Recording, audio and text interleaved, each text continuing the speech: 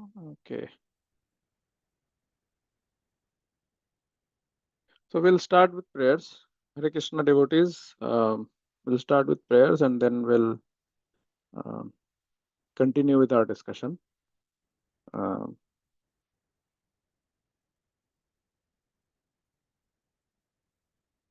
ॐ अज्ञानतिमिरान्धस्य ज्ञानाञ्जनशलाकया चक्षुरुन्मिलितं येन तस्मै श्रीगुरुवे नमः श्रीचैतन्यमनोभीष्टां स्थापितं येन भूतले स्वयं रूपा कथा मह्यं ददाति स्वपदान्तिकम् वन्देऽहं श्रीगुरु श्रीयुतपदकमलं श्रीवैष्णवांश्च श्रीरूपा साग्रजातं सहगण रघुनाथान्वितं तं सजीवं साद्वैतं सावधूतं परिजनसहितं कृष्णचैतन्यदेवं श्रीराधाकृष्णपादान् सहगण ललिता श्रीविशाखान्वितांश्च हे कृष्णा करुणा सिन्धु दीनबन्धु जगत्पते गोपेश गोपिका कान्ता राधा कान्ता नमोऽस्तुते तप्त कांचन गौरांगी राधे वृंदावनेश्वरी वृषभानुसुते देवी प्रणमामि हरिप्रिये पाञ्चकल्पतरुभ्यश्च च कृपा सिन्धुभ्येव च पतितानां पावनेभ्यो वैष्णवेभ्यो नमो नमः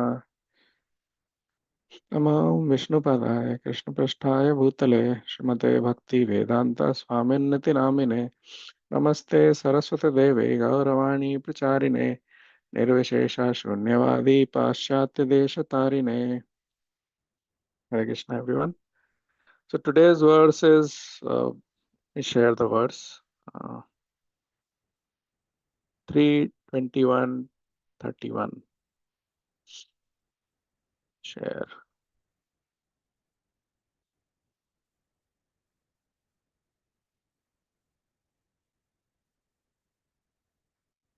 Okay. So I'm assuming you can see the page. With that, I'll start with the verse. Before we start with the verse, please know that whatever I've prepared for this lecture, this talk, this is all, anything good if it comes out, it's all on account of my gurus, my Diksha Gurus, Siksha Gurus, and anything wrong that comes out, it's all because of me. So, you being elevated Vaishnavas, please forgive me.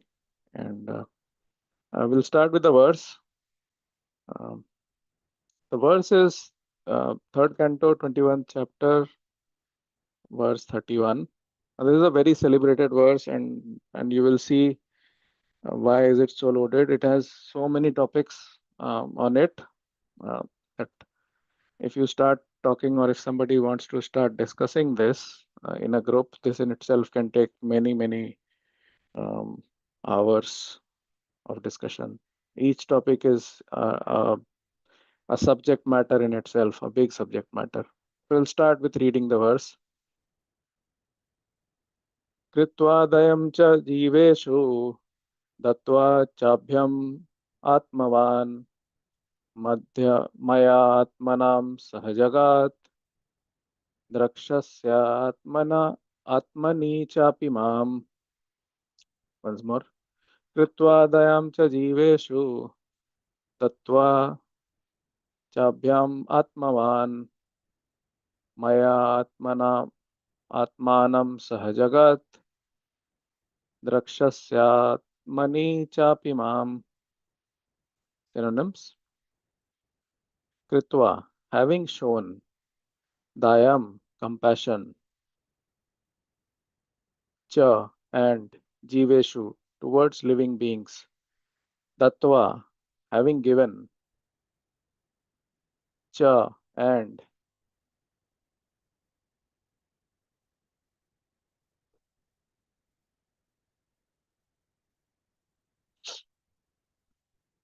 Abhyam, abhayam, assurance of safety. Atmavan, self-realized. Mai, in me. Atmanam, yourself. Sahajagat, along with the universe. Drakshasi, you will perceive. Atmani, in yourself. Cha, and api, also. Mam, me. Translation? The translation and purport by His Divine Grace, A.C. Bhaktivedanta Swami Srila Prabhupada. Srila Prabhupada ki jai. Translation. Showing compassion to all living entities, you will attain self-realization. Giving assurances of safety to all, you will perceive your own self as well as the universes in me and myself in you. Showing compassion to all living entities, you will attain self-realization. Giving assurance of safety to all, you will perceive your own self as well as the universes in me and myself in you. Purport. This is a long purport that Srila Prabhupada wrote for this verse. Let's read through it. Purport. The simple process of self-realization for every living entity is described here. The first principle to be understood is that this world is a product of the Supreme Will. There is an identity of this world with the Supreme Lord. This identity is accepted in a misconceived way by the impersonalists. They say that the Supreme Absolute Truth, transforming himself into the universe, loses his separate existence. Thus, they accept the world and everything in it to be the Lord. That is pantheism, wherein everything is considered to be the Lord. This is the view of the impersonalist. But those who are personal devotees of the Lord take everything to be the property of the Supreme Lord. Everything, whatever we see, is the manifestation of the Supreme Lord. Therefore, everything should be engaged in the service of the Lord. This is oneness. The difference between the impersonalist and the personalist is that the impersonalist does not accept the separate existence of the Lord, but the personalist accepts the Lord. He understands that although he distributes himself in so many ways, he has his separate personal existence. This is described in Bhagavad Gita. I am spread all over the universe in my personal form. Everything is resting on me, but I am not present. There is a nice example regarding the sun and the sunshine. The sun, by its sunshine, is spread all over the universe, and all the planets rest on the sunshine. But all the planets are different from the sun planet. One cannot say that because the planets are resting on the sunshine, these planets are also the sun. Similarly, the impersonal or pantheistic view that everything is God is not a very intelligent proposal. The real position, as explained by the Lord himself, is that although nothing can exist without him, it is not a fact that everything is him. He is different from everything. So here also the Lord says, you will see everything in the world to be non-different from me. This means that everything should be considered a product of the Lord's energy, and therefore everything should be employed in the service of the Lord. One's energy should be utilized for one's self-interest. That is the perfection of the energy. This energy can be utilized for self-interest if one is compassionate. A person in Krishna consciousness, a devotee of the Lord, is always compassionate. He is not satisfied that only he himself is a devotee, but he tries to distribute the knowledge of devotional service to everyone. There are many devotees of the Lord who faced many risks in distributing the devotional service of the Lord to people in general. That should be done. It is also said that a person who goes to the temple of the Lord and worships with great devotion, but who does not show sympathy to people in general or show respect to other devotees, is considered to be a third-class devotee. A second-class devotee is he who is merciful and compassionate to the fallen soul. A second-class devotee is always cognizant of the position of an eternal servant of the Lord. He therefore makes friendships with devotees of the Lord, acts compassionately towards the general public in teaching them devotional service, and refuses to cooperate or associate with non-devotees. As long as one is not compassionate to people in general in his devotional service to the Lord, he is a third class devotee. The first class devotee gives assurance to every living being that there is no fear of this material existence. Let us live in Krishna consciousness and conquer the nations of material existence. It is indicated here that Kardam Muni was directed by the Lord to be very compassionate and liberal in his householder life and to give assurance to the people in his renounced life. A sannyasi, one in the renounced order of life, is meant to give enlightenment to the people. He should travel, going from home to enlighten. The householder, by the spell of Maya, becomes absorbed in family affairs and forgets his relationship with Krishna. If he dies in forgetfulness like the cats and dogs, then his life is spoiled. It is the duty of a sannyasi, therefore, to go and awaken the forgetful souls with enlightenment of their eternal relationship with the Lord and to engage them in devotional service. The devotee should show mercy to the fallen souls and also give him the assurance of fearlessness. As soon as one becomes a devotee of the Lord, he is convinced that he is protected by the Lord. Fear itself is afraid of the Lord. Therefore, what has he to do with fearfulness? To award fearlessness to the common man is the greatest act of charity.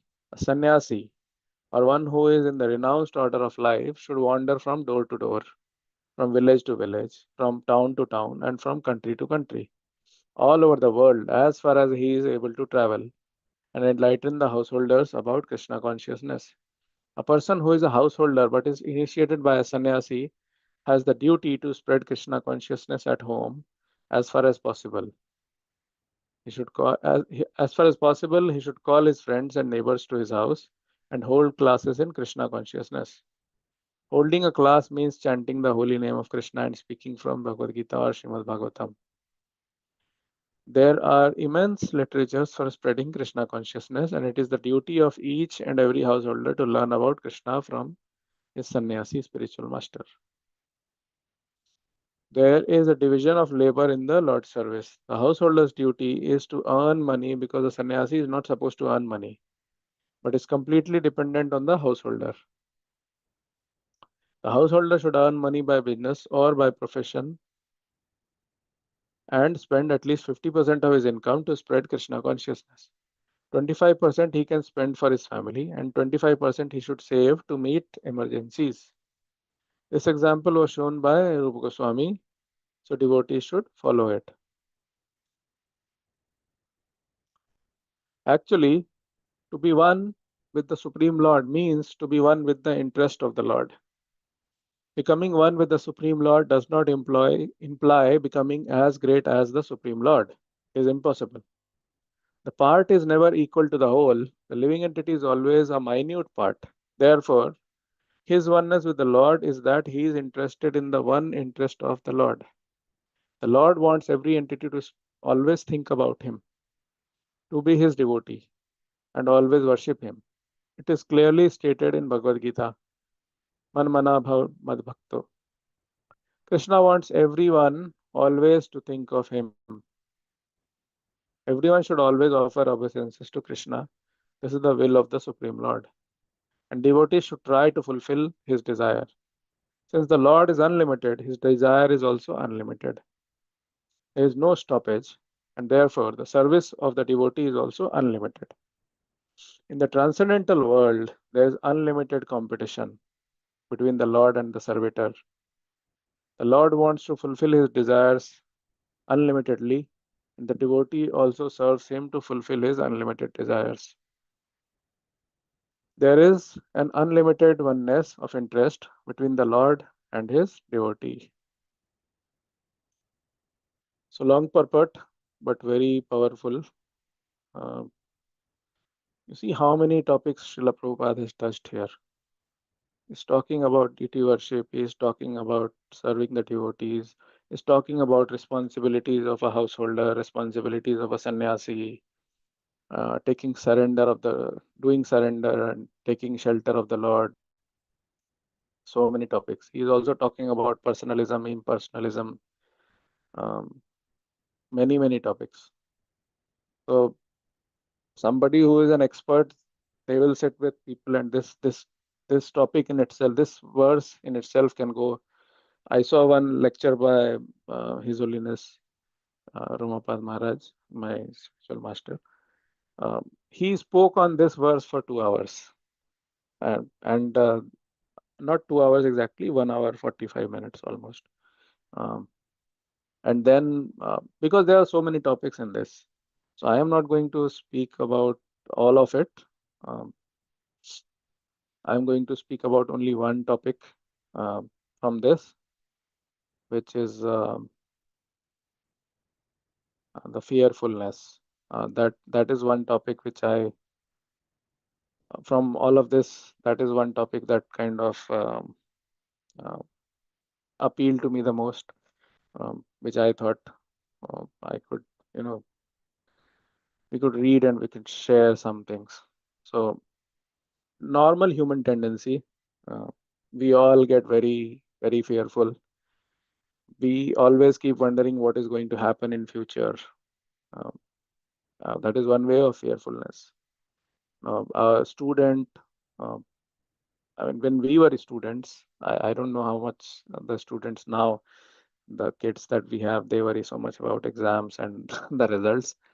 Um, but I remember uh, when exams, especially board exams in India, 10th grade, 12th grade, all those, right? When exams would happen, you know, there are all kind of people, right? All friends. People would be scared. What will happen? Um, oh, I did this wrong. There would be some people who would be crying. Some people would be, know, uh, after the exam. Some people would be just saying, "Oh, I don't think I'm going to pass," and all. And of course, the teachers, they would know who is going to get what kind of scores. So they would accordingly, give them. Uh, they would try to calm them down, uh, and and we always found that the fear was not as bad as the actual thing. Um, there is a tendency in the mind, if we take shelter of the mind, if we are totally dependent on the mind, is to drive us crazy, do or get fearful of those things which will never materialize. Um, so as a preparation to this, I was reading a verse, a lecture, and then some few more articles which came up on this. So one example, one verse which was given by um, Bhartrhari, a very famous grammarian, 5th century Indian philosopher. So he spoke of 9 types of fears. There is fear of disease. He spoke of fear of disgrace, fear of hostile rulers, because at that time, right, rulers would have very significant impact on the lives of people. Even now, right, because of democracy and many other things, it's not so much, but still, uh, different kind of rulers can have different impact. Fear of humiliation, and then he talks of fear of opponents. Uh, there is a fear of old age, backbiters, or somebody uh, who say bad things about or thinks about people behind their backs. Fear of jealousy, fear of death. So all these different um, fears, right? So and he goes on explains so many things. He says every time there is a family, there is there whenever there is an honor, you honor somebody, there is always that fear of disgrace. Okay, I'm getting honored, but what if something happens and then I get disrespected, humiliated? You know that happens when somebody gets a power or a position. Then there is this fear of people conspiring behind the back. You know, um, uh, when somebody starts let's say, the biggest fear is death, though. I mean, irrespective of how old or how young people are, everyone is scared of or fearful of death. Everyone worries about it. Whenever people are enjoying, there is this fear of disease or that moment getting over, right? Nobody wants to be out of that moment of enjoyment. So there is this fear of getting past that moment. So there is so much type of fear. And what Prabhupada is saying is um, that shelter to the Lord is the only way in which these fears can be addressed.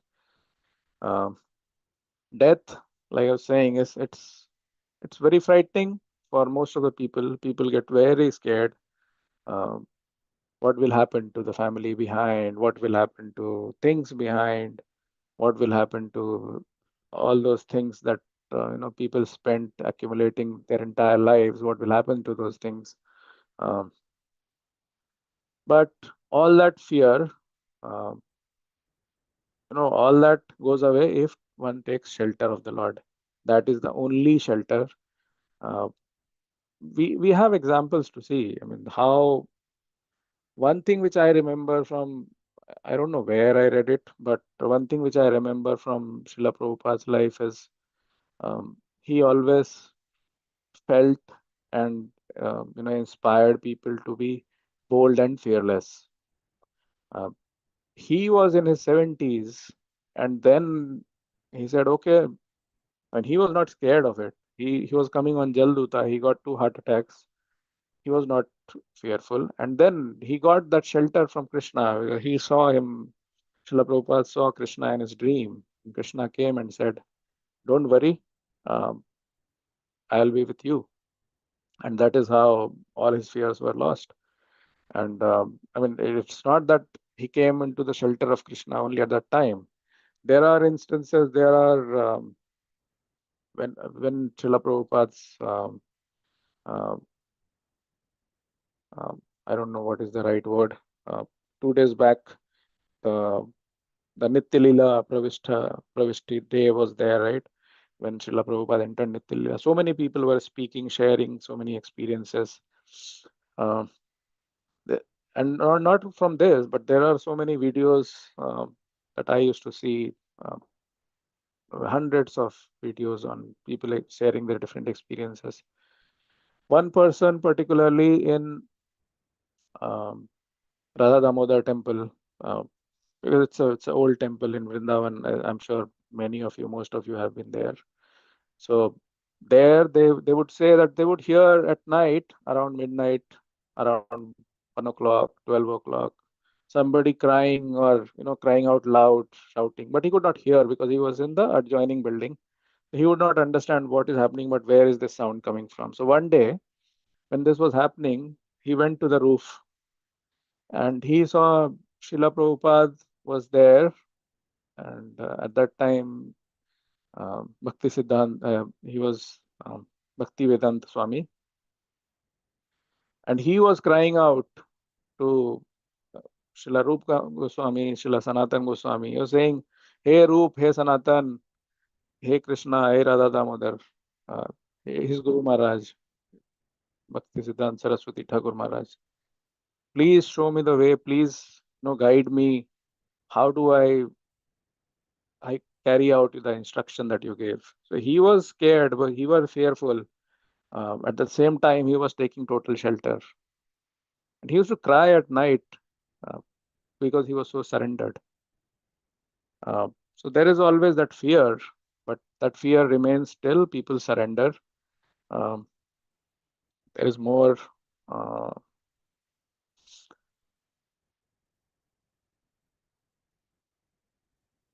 so as soon as we understand that this body or you know everything around us is temporary, uh, and unless we surrender, there is no respite. And that surrender itself, listening to the spiritual master, taking surrender, doing surrender to the Lord, um, that is the only thing which can remove fear. There is no other way of fear to go off. Uh, so there are many ways of surrender, and I'm sure you all know those 5 pillars of bhakti. Anyone is good enough. If people are able to do more, fantastic. If your interest goes on to one of them, uh, just pick that one and just run with it as best as you can. Take shelter of the elevated devotees, and then just pray to Prabhupada and the Guru Parampara, and that will remove fear, that will increase surrender. So I didn't want to speak much. I'm sure you all have your days to go into, the regular working days. In this thing also, in this purport also, Srila Prabhupada talks of responsibilities of householder. One of them is to do your worldly responsibilities and then contribute to the society around. Uh, so, so if anyone has any thoughts, we can take them for a couple of minutes. And then we'll try to close at sharp 8. So any thoughts? Feel free to.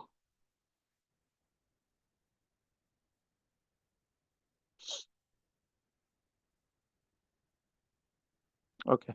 Hare Krishna, Prabhu. Hare Krishna Mataji. Dandavat Pranam. Dandavat Pranam. It's possible that I missed something because just then my son came to ask me. But you were talking about Srila Prabhupada and him calling out to Rupa Goswami and all of them. Did I just had a. Did you happen to say that it was because of fear? No, it was because of shelter. He Shelter. was Okay. looking for that shelter. Okay. I mean, All I right. was Yeah. saying that everyone has fear, but to Mm. overcome fear, we have to get to that shelter. And one of the examples of how he was taking shelter of the Lord and his Guru Maharaj, Yeah. and which has been shared by people who used to live around Radha Damodar at that time, Yes. was one of those instances. Okay. I think that you clarified that, and it ties in. It's perfect, right? Like when the antidote to fear is taking shelter. And I remember this anecdote that Maharaj once shared. Years ago, he used to walk in IIT Delhi campus when during the Mm, programs, and he saw that there were street dogs, anatha, right? Like mm. meaning they had no master. No master, And yeah. and then there was this little poodle, like really, really little, not as ferocious, but he was being walked by his master, who happened to be, I suppose, a professor in IIT Delhi. Mm, And when the street dogs came to attack this poodle, because they are all very territorial, right? The master, or the dog dad as they are called, he picked up the poodle. He had a mm, stick in his hand, and he waved the stick at those street dogs, and he said, "Hut!" And the other street dogs ran away, and the poodle stayed mm, safe and fearless in his master's arms, wagging his little tail. So that because he had a natha, he had a master, and the other guys who had anatha were very territorial and fearful. So mm. thank you, Prabhu. A Hare Krishna. fantastic example, Mataji. Such a nice, such a nice way in which you put it. And the point is very evident. uh, so we all are trying to get from those street dogs to Natha. Take as much shelter as possible of the Natha. Be fully dependent. That is when the Natha would, say to other fears, hut. and and that is when all of this will happen. Uh, anyone Thank you else? for Any other unlocking. fantastic example, Mataji?